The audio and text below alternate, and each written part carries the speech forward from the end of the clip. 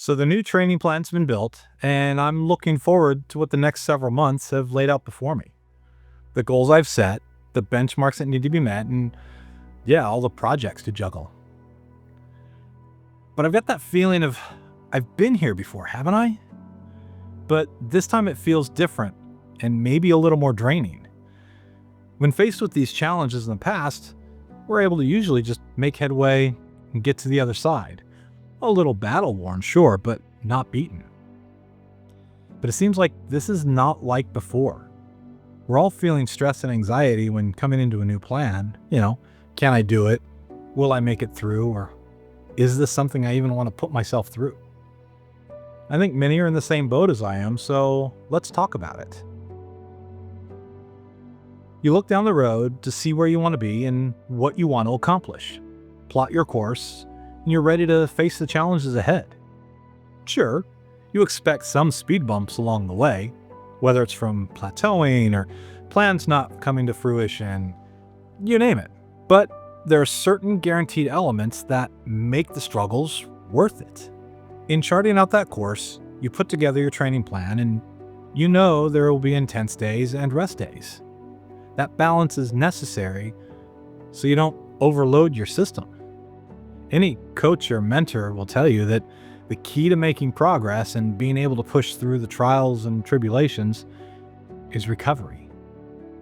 You need adequate recovery to not only tackle the next rough training day, but to maintain your strength, your momentum, and your mental health, let alone build upon any of those.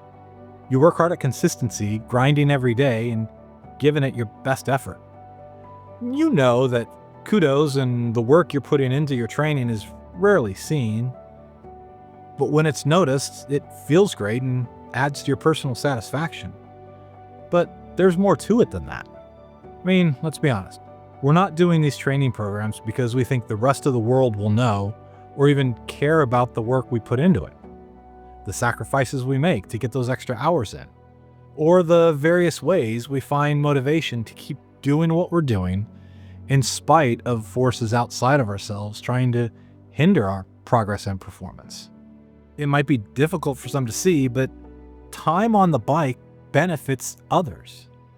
The visibility and advocacy, active or passive, brings benefits to others even when we don't always personally gain from those benefits, or at least we're not benefiting in the same manner. Being out there and seen can inspire others. I know when I see someone out on a bike, I want to be out doing the same thing. As we've heard so many times, regular exercise brings numerous benefits to society, hopefully fostering overall public well-being.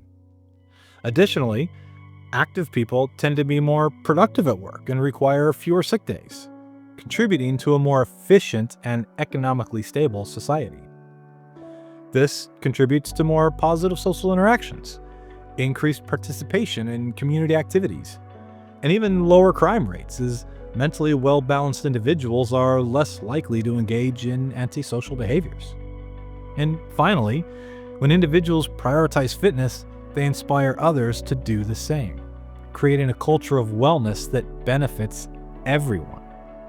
So yeah, the benefits of the work and efforts we do isn't just for our own enrichment, but can be vast and far-reaching in ways we might never know. But if we don't know the immediate impact of all this, does that mean the hours and years of work and training and all of that is useless and the money put into it was wasteful? Not by a long shot. A society grows great when old men plant trees whose shade they know they shall never sit in. Trust me, I know how hard it is to be working hard on a training program, thinking I'm making progress, only to see myself in the mirror each day and not see any benefits or changes. But just because I can't see it doesn't mean there aren't changes for the better happening. All too often, someone will point something out that I hadn't noticed because I was just too blind to it. We have to remember that we have to look outside of ourselves. It's hard work, and some days can be a challenge to find the motivation to put forth that effort. Day in, day out, a Sisyphean task that feels like no progress is ever being made.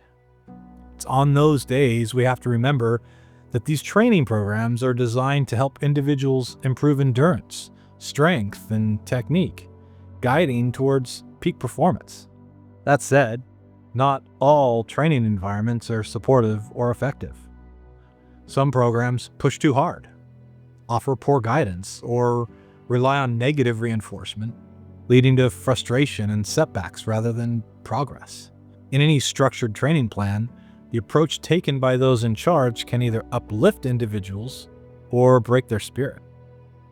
With the absence of a good coach guiding you and helping you along your journey, you're left instead relying on just words on a screen from a faceless being dictating what you're to do and when, which can hinder motivation.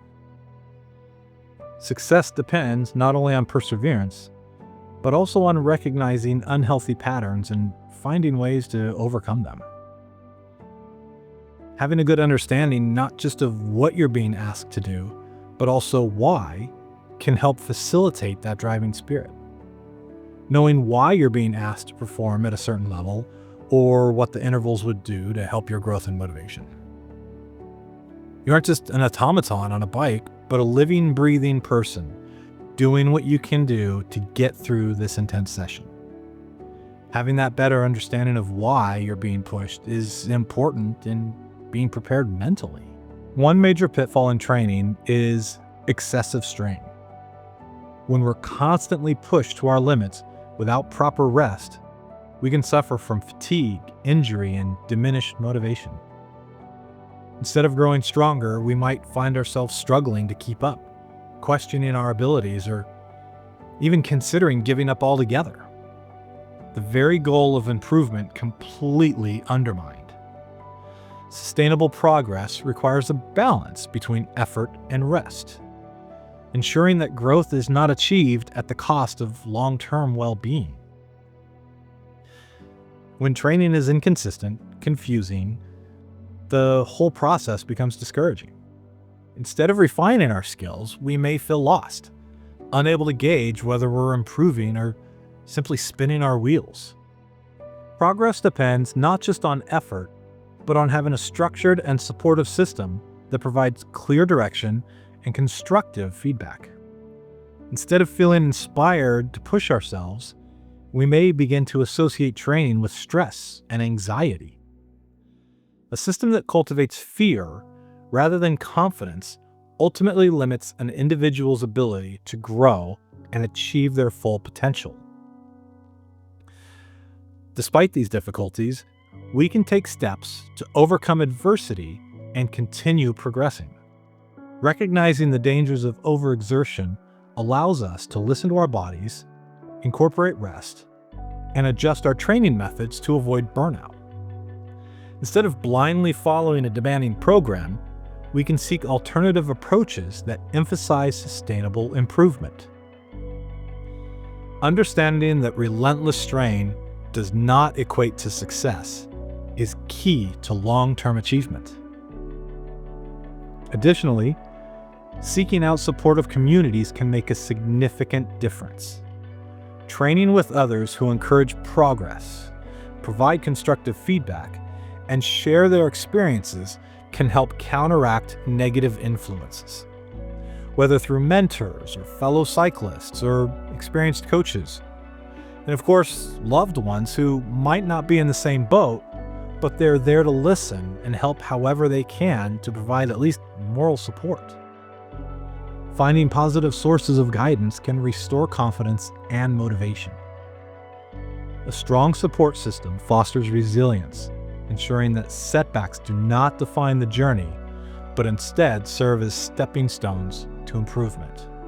Ultimately, successful training is not just about physical endurance, but also about mental resilience and the ability to recognize when a system is failing rather than the individual failing.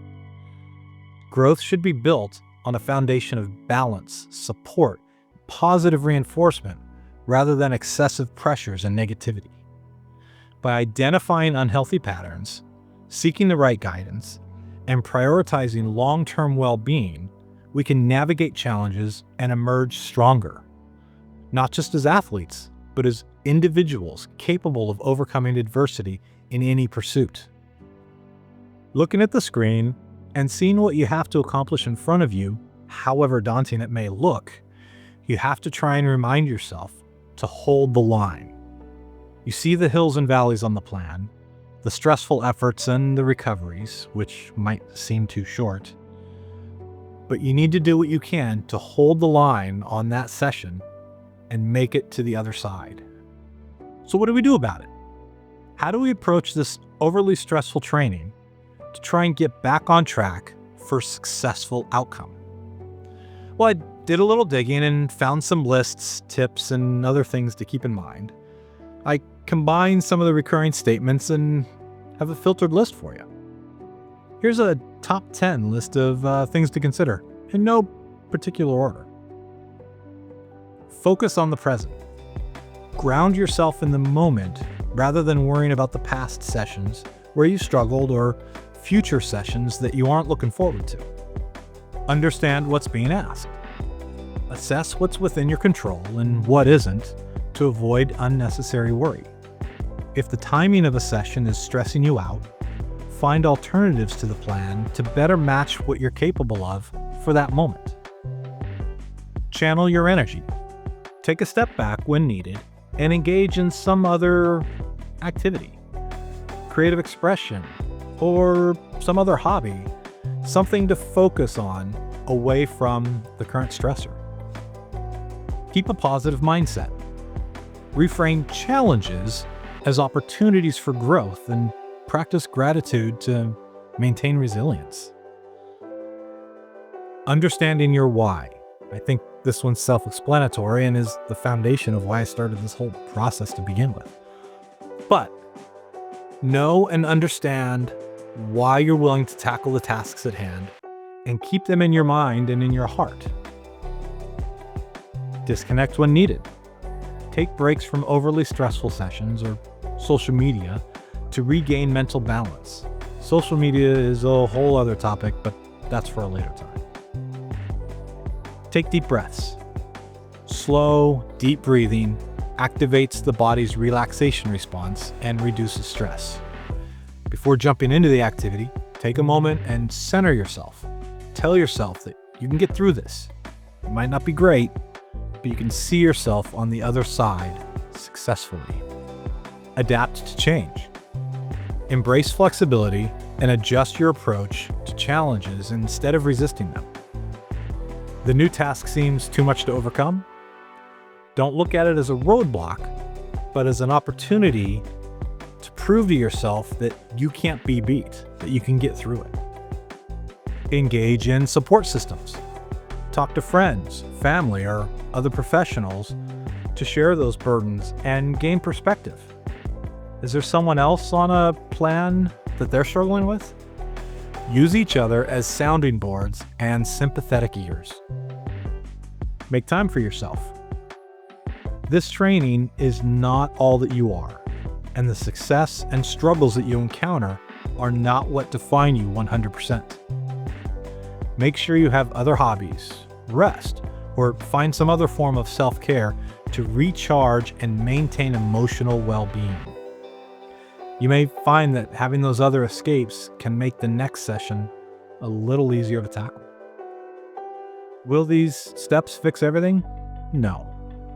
But utilizing a combination of them can help adjust your path in order to put you in a better position mentally to navigate through the stressors of the current training plan that seems overwhelming or impossible to complete. Remember, great things are done by a series of small things brought together. I'm right there too. I have a new plan, and I'm doing what I can to hit each mark as needed and to keep myself going without throwing in the towel. It can be difficult, but remember, no one is alone in this. It's a great time to reach out to others and chat about the anxiety or the stress of making sure you're doing each session successfully, or how to have the energy and courage to show up and give it your all the next day. All of this might sound melodramatic, But when we're talking about a part of one's identity, either personally or publicly, it matters, and the stress is real and impactful. I recently saw a quote online that really hit home for me, and it couldn't be more true. And while this is more focused on work, it also goes for anything that falls under the umbrella of doing what you love. And they said, doing what you love sucks. Whoever said, do what you love and you'll never work a day in your life was absolutely lying. Do what you love and you'll never know who you are without work. Do what you love and you'll never stop thinking about work. It'll take over your identity and you'll never stop thinking about how to do it better or how to make it more effective in its meaning. Yeah, any of us can stop at any time and walk away. We have that freedom. But what's the result of doing that? Well, we would let ourselves down knowing that we allowed something that doesn't really have control over us win. I have my plan ahead of me, and I'm pursuing it with all that I can. But make no mistake, I will not hesitate to reach out to others when I start to falter and when I need that little extra boost. And I'll make myself available to others in the same situation. I've got one last quote to kind of help wrap things up. You can do a lot in a lifetime if you don't burn out too fast. You can make the most of the distance. First, you need endurance. First, you've got to last. I still want to talk about that bit I mentioned earlier about social media and disconnecting when needed. But you know what? That's going to have to wait until next time. Thanks for hanging out with me at the cafe stop. Make sure we're there for each other. And let's do this again soon.